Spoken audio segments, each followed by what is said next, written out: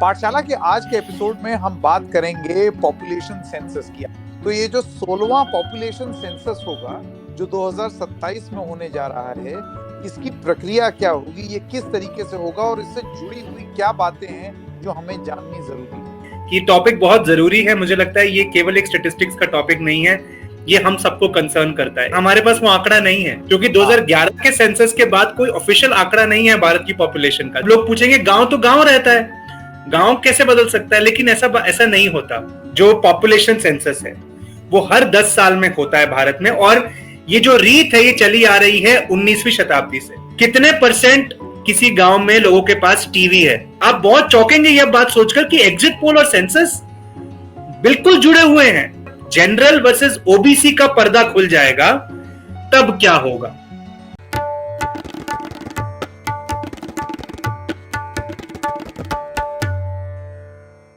नमस्कार, मेरा नाम है संकेत उपाध्याय, मेरे साथ हैं डॉक्टर कार्तिकेय बत्रा और आप देख रहे हैं एक और एपिसोड जिसका नाम है द रेड माइक पाठशाला।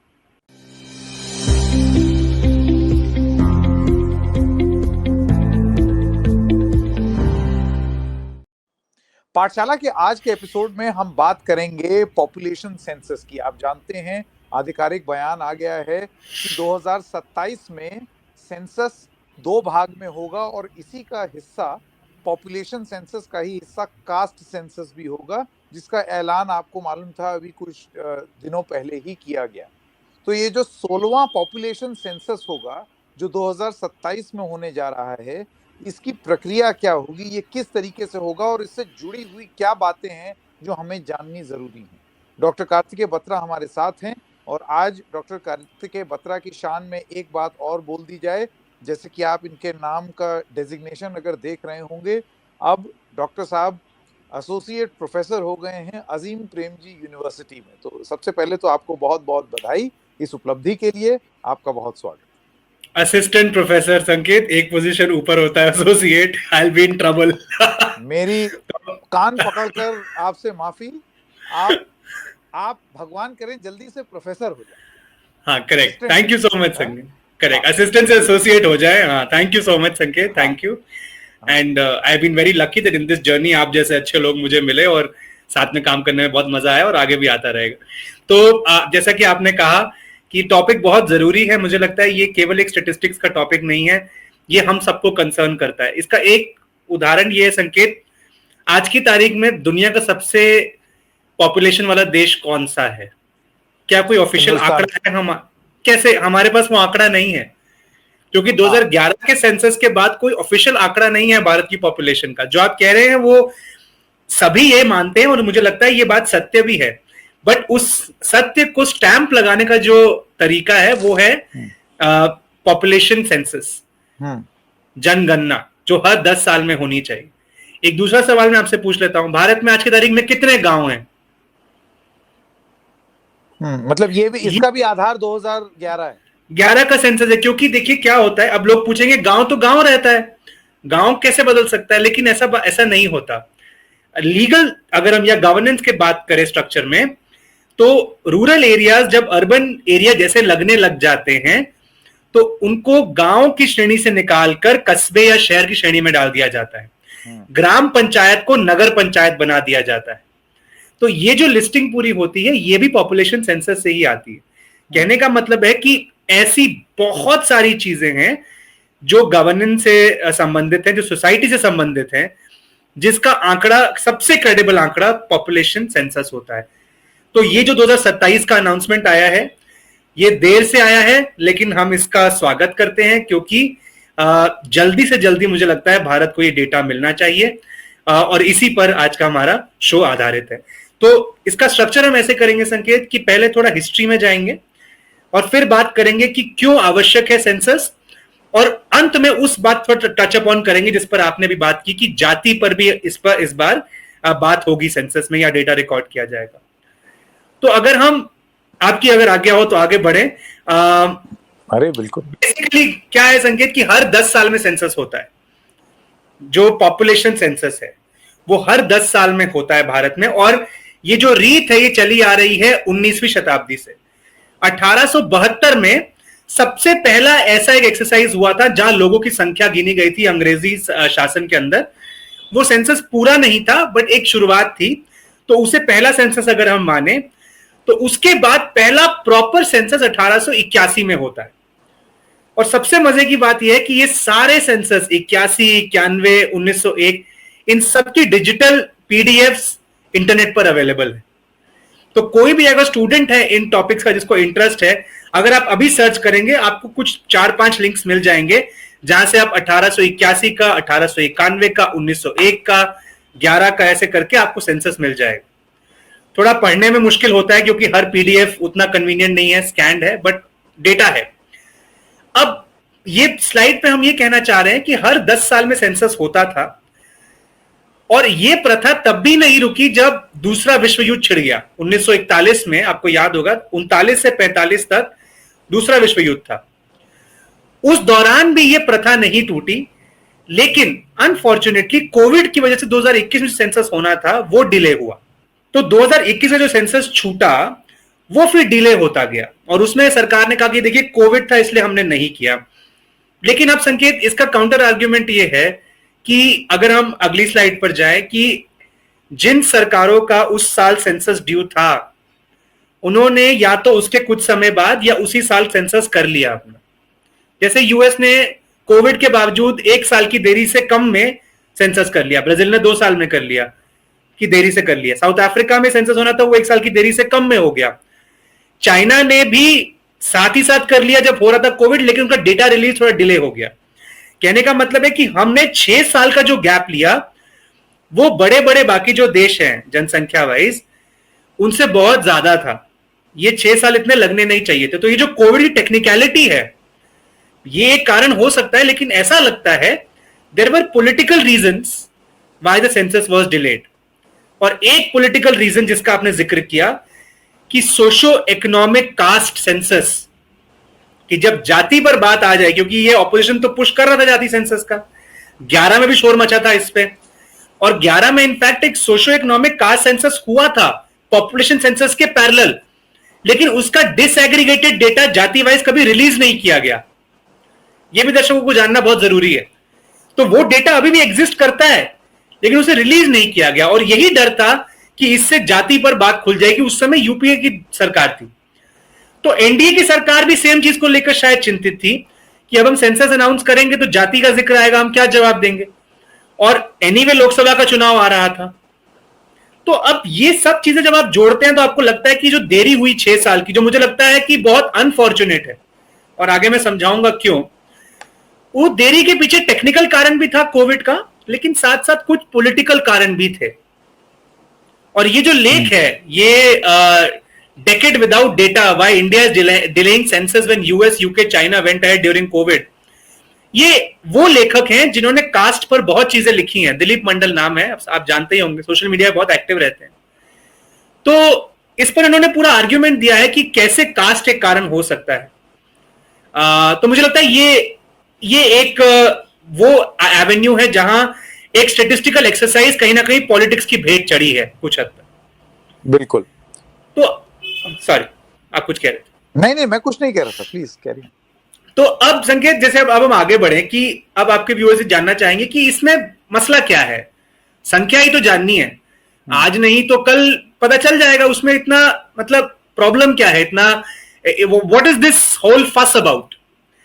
तो फस ये है संकेत कि सेंसस सिर्फ आपको ये आंकड़ा नहीं देता कि महाराष्ट्र के अकोला में कितनी जनसंख्या है या उड़ीसा के बरहमपुर में कितनी जनसंख्या है या आपके फैजाबाद मिल्कीपुर इलाके में कितनी जनसंख्या है। सिर्फ ये आंकड़ा नहीं होता, और ना केवल कास्ट और जेंडर का आंकड़ा होता है। सिर्फ ये नहीं बताता कितनी महिलाएं कितने पुरुष है। सेंसस एक बहुत रिच रिपोजिटरी है डेटा का, और इससे बहुत कुछ निकल सकता है। 2 उदाहरण मैं भी आपके सामने दूंगा और आपको खुद को लगेगा कि इतना रिच डेटा और हमें वंचित किया गया आज 15 साल हो गए। जैसे कि सेंसस में यह गिना जाता है कि किस घर में मोबाइल फोन कनेक्शन है, किस घर में टेलीविजन है, किस घर में रेडियो है, कितने घरों में गाड़ी है। तो वो जो जनसंख्या है उसका कितना वो विकसित है तबका, ये काउंट हो जाता है सेंसस में। और ये जाति वाइज भी हो सकता है। आप सोचिए, अगर हम जनरल का करते हैं, पूरी पॉपुलेशन का करते हैं, तो उसको बाय कास्ट सेग्रीगेट करना भी बहुत मुश्किल नहीं है। अच्छा, दूसरा ये भी हम जान सकते हैं सेंसस से कि किस गांव में हैंडपंप है, किस गांव में पोस्ट ऑफिस है, किस गांव को हाईवे से जोड़ा गया है, किस गांव में पक्की सड़क है। और ये एकदम ग्रैनुलर लेवल पर डेटा अवेलेबल है। तो जब तक ये डेटा आपके पास नहीं होगा, आप आगे की पॉलिसीज हवा में बना रहे हैं, या आप हवा में बना रहे हैं या आप पैरेलल डेटा कलेक्ट करके बना रहे हैं, जो कि जिसकी कोई जरूरत नहीं है। जब सेंसस में ये सब एक साथ हो सकता है, तो हर मिनिस्ट्री अलग अलग क्यों डेटा कलेक्ट करे? मान लीजिए, आपसे पूछना चाहता हूं डॉक्टर बत्रा, इससे पहले जब सेंसस हुए, तो क्योंकि सेंसस एक कम्बरसम एक्सरसाइज है, पूरे देश में जाकर के इस तरीके का सर्वेक्षण कराना है, अमूमन कितना समय लगता था? ये सेंसस प्रक्रिया कब शुरू होती थी और कब खत्म होती थी, वर्सेस अब कि कोविड का बहाना करके हम लोगों ने इतना समय लगा दिया? और अभी भी एक सवाल ये पूछा जा सकता है ना कि 2027 क्यों? चलिए, अगर आप आज 2025 में कह रहे हैं कि सेंसस होगा, तो ये सेंसस अभी क्यों नहीं हो सकता? इसके लिए भी 2 साल और क्यों इंतजार? सेंसस का डेटा कलेक्शन 2026 में शुरू होगा, लेकिन वो रेफरेंस ईयर 27 माना जाएगा, अभी सरकार ये कह रही है। सेंसस 2011 में आपको मिलता है उसका पहला डेटा, इसका मतलब उसकी शुरुआत 1-2 साल पहले हो गई थी कलेक्ट करने की इंफॉर्मेशन। और वो भी डेटा जो आता है वो वेव्स में आता है। पहले प्रोविजनल डेटा आता है, पहले एग्रीगेट डेटा आएगा, फिर फाइन डेटा आएगा। तो जो 2011 का सेंसस था उसके भी डेटा वेव्स में आया था। 11 में कुछ आया, कुछ 12 में आया, कुछ 13 में आया। वो क्लीनिंग होती रहती है डेटा की।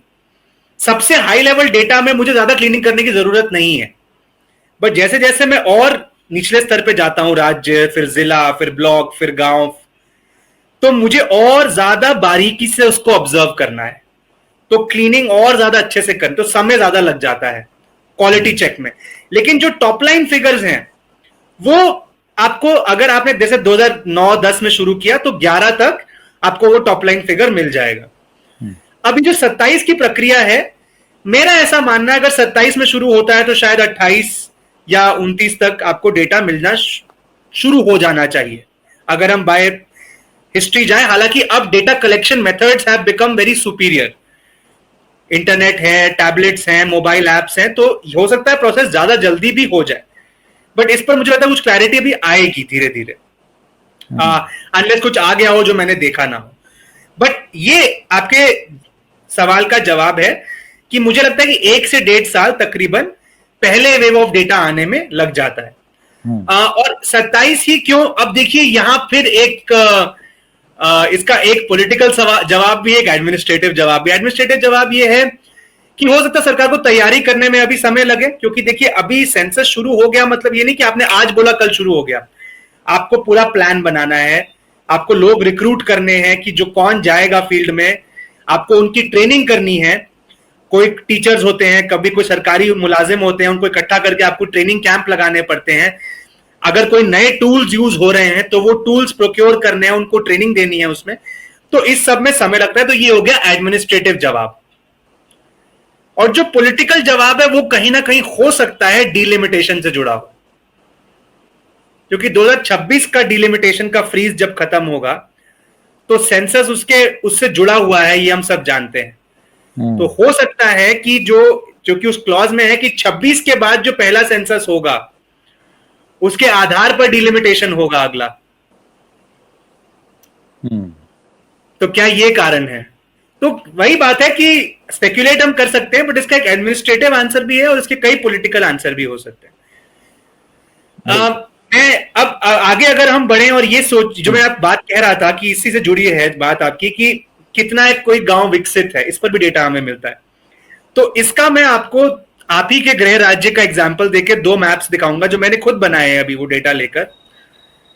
एक मैप में हमें पता चलेगा कि कितने घरों में उत्तर प्रदेश के हर गांव का डेटा है उस ग्राफ में, संकेत कितने % किसी गांव में लोगों के पास टीवी है। इसको अगर हम फुल फ्रेम कर दें तो ये गेरुआ रंग जितना गहरा होता जाएगा उतना % ज्यादा है। सबसे हल्का गेरुआ मतलब 20% से कम है, और वो बढ़ते सबसे गहरा जो गेरुआ है वो 80% से ज्यादा लोगों के पास उस गांव में टीवी है। ये डेटा मैंने पॉपुलेशन सेंसस से लिया है। और आप देख सकते हैं कि कुछ हिस्से पूर्वांचल और कुछ हिस्सा वेस्टर्न यूपी को छोड़ दें तो पूरा उत्तर प्रदेश ऐसा है जहां शायद हर गांव में 30-40% एवरेज लोगों के पास टीवी है। लेकिन प्रॉब्लम यह है 2011 का डेटा है। 2011 में टीवी कितना क्या दाम था, डीटीएच कनेक्शन क्या दाम था, आज की तारीख में ये पूरा लैंडस्केप बदल गया होगा मुझे लगता है। ऐसा ही एक और ग्राफ मैंने बनाया कि किस किस गांव में पक्की सड़क है। तो मेरे पास अगला जो स्लाइड है वो रिजल्ट आया कि अगर हम ये देखें कि उत्तर प्रदेश के किस किस गांव में पक्की सड़क है तो लगता है कि तकरीबन 2/3 गांव के पास जो हरे हरे गांव हैं, इसको फिर से फुल फ्रेम कर देंगे, यहां पे पक्की सड़क है। ये डेटा भी सेंसस से आ रहा है। अब अगर मेरे पास सेंसस नहीं है तो मैं कैसे पॉलिसी बनाऊं कि किस गांव में पक्की सड़क पहुंच गई है, नहीं पहुंची तो मैं वहां जाकर सड़क बनाऊं, पहुंच गई है तो वहां मेंटेनेंस का काम करूं। कहने का मतलब है कि सेंसस वो गंगोत्री है जहां से गवर्नेंस की दिशा मिलती है आपको। एक गंगोत्री है, ऐसी कई गंगोत्रियां हो सकती है, एक गंगोत्री है। तो ये मैप भी अपने आप में काफी रोचक है मुझे लगता है। और ऐसे कितने ही मैप संकेत निकल सकते हैं पॉपुलेशन सेंसस से, उसको अगर ठीक तरीके से खंगाला जाए तो ये पर्पस है। अच्छा, एक पर्पस और है सेंसस का, वो अगली स्लाइड पे ये हमने बताया है कि हम जब बात करते हैं कि सरकार ने ये सर्वे कराया तो पता लगा कि इतनी बेरोजगारी है, सरकार ने भारत में सर्वे कराया तो पता लगा, हमने एक आपके शो किया था कि अब हम जो अनऑर्गेनाइज सेक्टर है उसका भी सर्वे करते हैं भारत में, कि ये पता करने के लिए कि इनफॉर्मल सेक्टर से कितनी जीडीपी आती है। तो जब हम कोई सर्वे करते हैं संकेत, तो उसका आधार भी एक सेंसस होता है। जब तक मुझे ये नहीं पता होगा कि मेरे पास कितने गांव हैं अपने देश में, तो मैं कैसे सिलेक्ट करूंगा वो रैंडम गांव जहां जाकर मैं सर्वे करूं अपना। And the same is true for exit polls also. आप बहुत चौंकेंगे यह बात सोचकर कि एग्जिट पोल और सेंसस बिल्कुल जुड़े हुए हैं, क्योंकि अगली स्लाइड में जो मेरा सी वोटर का मैंने एक डॉक्यूमेंट का क्लिप दिया है उसमें लिखा है कि जब हम लोग सर्वे करते हैं हमारे पास रॉ परसेंटेज आते हैं, हम उसको वे करके एक एग्रीगेट निकालते हैं जिसका आधार सेंसस डेटा होता है। इसको ऐसे सोचिए आप कि एक इनपुट हो गया सर्वे, एक इनपुट हो गया सेंसस, इक्वल्स आउटपुट। तो जब मेरा एक इनपुट आउटडेटेड है तो मेरा फाइनल आउटपुट सही कैसे, मैं कोई जस्टिफिकेशन नहीं दे रहा, मैं बस ये कह रहा हूं कि सेंसस के कितने यूटिलिटी है। It is not just policy making but also surveys that guide further policy making. जैसे पिछली स्लाइड पर मैंने जो आपको बताया वो मेथोडोलॉजी थी पीरियोडिक लेबर फोर्स सर्वे की, जो हमें बताता है कि भारत में किसी भी साल में कितनी बेरोजगारी है किस राज्य में। तो ऑफ कोर्स मुझे उसके लिए घरों में जाके लोगों से बात करनी पड़ेगी कि आप क्या काम ढूंढ रहे हैं, आपको काम मिला नहीं मिला। ये आधार, अगर मान लीजिए मैंने उत्तर प्रदेश में 2011 के सेंसस के अनुसार 1,07,000 गांव हैं, मान लीजिए मैंने 5,000 गांव चुने, लेकिन मेरा आधार वो 1,07,000 गांव में से 5,000 है ना। अब मान लीजिए कि एक्चुअल में उत्तर प्रदेश में शहरीकरण की वजह से गांव रह गए केवल 95,000। अगर मेरा वो होता पॉपुलेशन तो मेरा सैंपल शायद 5,000 का नहीं बनता, शायद 4,000 का ही बनता और वो सैंपल अलग होता। तो इस वजह से सेंसस बहुत जरूरी हो जाता है इन सारी प्रक्रियाओं के लिए, बहुत जुड़ी हुई प्रक्रियाएं हैं।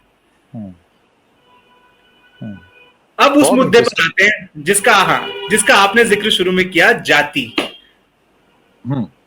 इस पर आप कुछ कहना चाहेंगे इससे पहले कि मैं कुछ कहूं? नहीं, मैं कुछ नहीं, मैं तो सुन रहा हूं एक स्टूडेंट, क्योंकि ये पॉलिटिकल सब्जेक्ट है, तो अगर आपको कुछ इनपुट हो तो मैंने इसलिए आपसे पूछा कि पहले मैं जानना चाहूंगा कि आपकी रिसर्च क्या कहती है। यस, तो caste makes a comeback after 96 years जब मैं कहता हूं इस सेंसस में। correct. इसको जरा ध्यान से समझते हैं।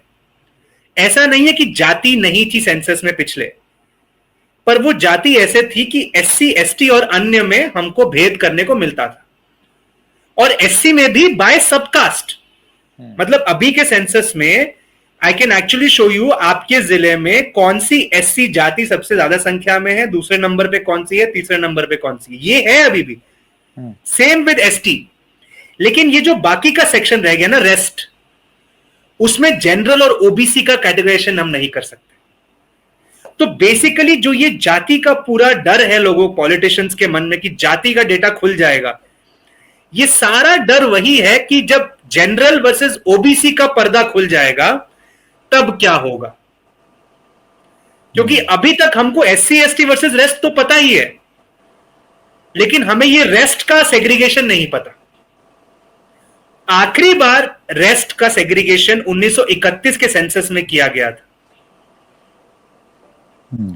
और उसका भी मैं आपको उदाहरण दूंगा। तो अभी जो हमारे पास सेंसस है उसमें अगर आप देखें तो मैं by SC actually development indicators track कर सकता हूं। अगली स्लाइड पर अगर हम जाएंगे तो उत्तर प्रदेश के मैंने ये है 1931 का सेंसस जिसमें बाय कास्ट मेंशन्ड है। इसको जरा जूम करेंगे अगर हम फुल फ्रेम, 1931 के सेंसस में संकेत आप देखिए, हर तरह की जातियों के नाम है इसमें गडरिया भी है, लूनिया चौहान भी है, गुज्जर भी है, जाट भी है, राजपूत भी है, अहीर भी है।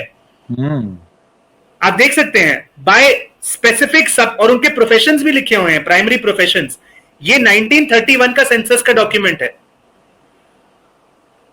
और आज जो हमें मिलता है वो हमें मिलता है बाय विलेज कितने एससी एसटी हैं, और सब तहसील लेवल पर हमें यह पता चलता है कि एससी घरों में कितने घरों में कंप्यूटर है, कितने घरों में रेडियो है, कितने घरों में टीवी है, लेकिन तहसील लेवल पे, गांव लेवल पे नहीं मिलता। तो ये सब इंफॉर्मेशन का एक बहुत बड़ा एक्सप्लोजन होने वाला है 27 के सेंसस के बाद, मुझे लगता है। नॉर्मल फ्रेम पर वापस आ सकते हैं अब कि 2027 का जब सेंसस होगा तो वो जब सेंसस का डेटा आएगा तो ये डिसएग्रीगेट होगा बाय कास्ट, ऐसी एक पॉसिबिलिटी है।